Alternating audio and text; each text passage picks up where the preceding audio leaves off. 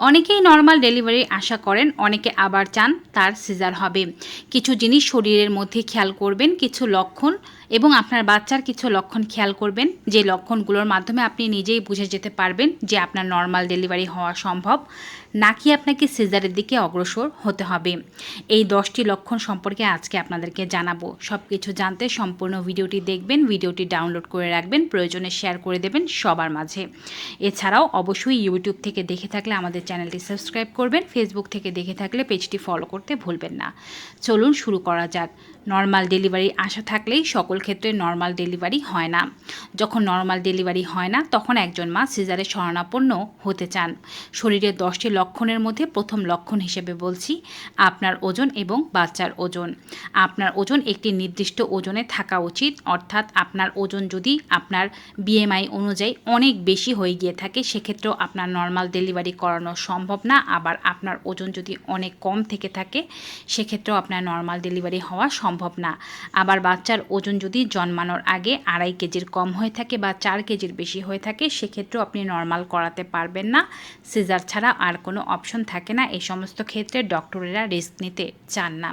দ্বিতীয় লক্ষণীয় বিষয় হচ্ছে আপনার জরায়ুর রাস্তা কেমন। অনেক ক্ষেত্রে জন্মগতভাবে নারীদের জরায়ুর রাস্তা ছোট বা চিপা হতে পারে, আবার বাচ্চার মাথাও তুলনামূলকভাবে অনেক বড় হয়ে যেতে পারে। সেক্ষেত্রে কিন্তু নর্মাল ডেলিভারি করাতে গেলে জরায়ু বেশ আঘাতপ্রাপ্ত হতে পারে, বাচ্চার মাথাও আঘাতপ্রাপ্ত হতে পারে। আপনাকে ডক্টর আগে থেকে এটি বলে দিতে পারে যে আপনার জরায়ু রাস্তা ছোট কিনা বা বাচ্চার মাথা অনেক বড় কিনা। সেক্ষেত্রে রিস্ক না নিয়ে সিজার করানোর ডিসিশন নেওয়াই ভালো ডিসিশন হবে। তৃতীয় কারণ বা লক্ষণ হচ্ছে আপনি শারীরিকভাবে কতটুকু সুস্থ। অনেকে দেখা যায় শারীরিকভাবে সুস্থ নয়, বিভিন্ন ধরনের রোগ যেমন প্রেশার, ডায়াবেটিস রয়েছে। এই সমস্ত বিশেষ ইমার্জেন্সি ক্ষেত্রে কখনোই নর্মাল ডেলিভারি পসিবল হয় না বা ডক্টরেরা রিস্ক নিতে চায় না। আপনাকে অবশ্যই সেক্ষেত্রে সিজারের পরামর্শ দেওয়া হবে এবং সেটি করার ডিসিশন নেওয়াই ভালো হবে। চতুর্থ যে বিষয়টি খেয়াল রাখতে হবে তা হচ্ছে আপনার বাচ্চার পজিশন কি। যদি নর্মাল ডেলিভারির ইচ্ছা থেকে থাকে সেক্ষেত্রে বাচ্চাকে অবশ্যই সেফালিক পজিশনে আসতে হবে। 37 সপ্তাহের মধ্যে বাচ্চার পজিশন যদি সেফালিক পজিশনে চলে এসে থাকে সেক্ষেত্রে নর্মাল ডেলিভারির জন্য বাচ্চা প্রস্তুত। কিন্তু অনেক ক্ষেত্রেই বাচ্চা আড়াআড়ি অবস্থায় থাকে কিংবা ব্রিজ পজিশনে থাকে, অর্থাৎ বাচ্চার মাথা উপরের দিকে থাকে এবং পা নিচের দিকে থাকে। এমন ক্ষেত্রে নর্মাল ডেলিভারির জন্য প্রেশারাইজ করা যাবে না, বাচ্চার জীবনের ঝুঁকি থাকে, এমনকি মায়েরও মৃত্যু পর্যন্ত ঘটতে পারে। তাই 37 সপ্তাহ পর্যন্ত আল্ট্রাসাউন্ডে খেয়াল করতে হবে বাচ্চার মাথা নিচের দিকে এসেছে কিনা। পঞ্চম যে বিষয়টি খেয়াল রাখতে হবে তা হচ্ছে আপনার বাচ্চার প্লাসেন্টায় কোনো জটিলতা বা ত্রুটি আছে কিনা।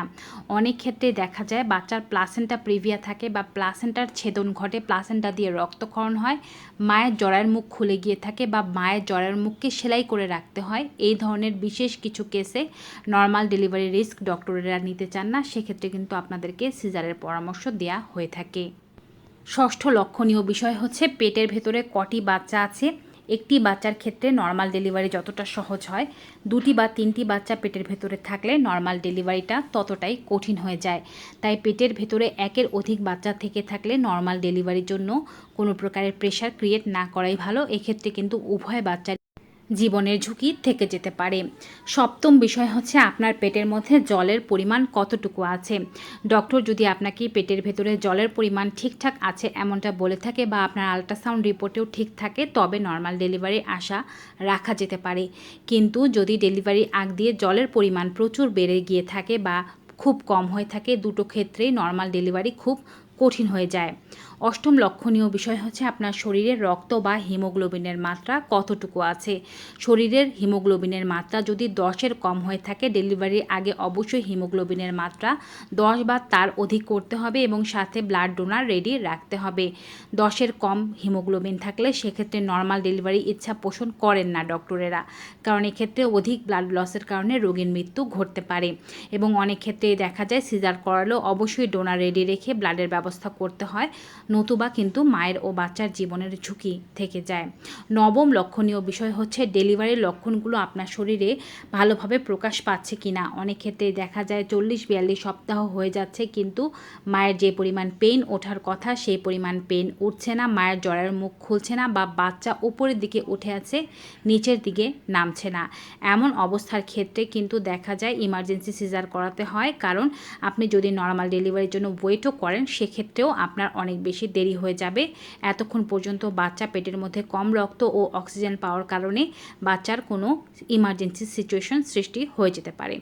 দশম ও সর্বশেষ যে বিষয়টি খেয়াল রাখা উচিত তা হচ্ছে আপনার ইমার্জেন্সি কোনো জল ভেঙে যাওয়া বা বাচ্চার নড়াচড়া বন্ধ হয়ে যাওয়া বা রক্তপাতের মতো কোনো সমস্যা হচ্ছে কি না।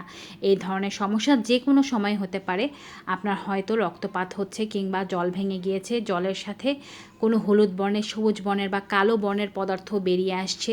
এটি কিন্তু বাচ্চার মলত্যাগ করে দেওয়ার একটি লক্ষণ, কিংবা বাচ্চার নড়াচড়া একেবারেই বন্ধ করে দিয়েছে। এই সমস্ত ক্ষেত্রে নর্মাল ডেলিভারির জন্য অপেক্ষা করা যায় না, ইমার্জেন্সি সিজারের ব্যবস্থাই করতে হয়। পারিপার্শ্বিক সকল অবস্থা ঠিক থাকলে অবশ্যই একজন মা নর্মাল ডেলিভারি করাতে পারেন এবং এটিই সবচেয়ে সেফ পদ্ধতি মনে করা হয়ে থাকে। তো ভিউয়ার্স, আজকের এই ভিডিওটি কেমন লাগলো কমেন্ট বক্সে জানাতে ভুলবেন না। ভালো উপকারী মনে হয়ে থাকলে বেশি বেশি সকলের মাঝে শেয়ার করে দেবেন। বিদায় নিচ্ছি, সবাই ভালো থাকুন, সুস্থ থাকুন। Good bye and take care.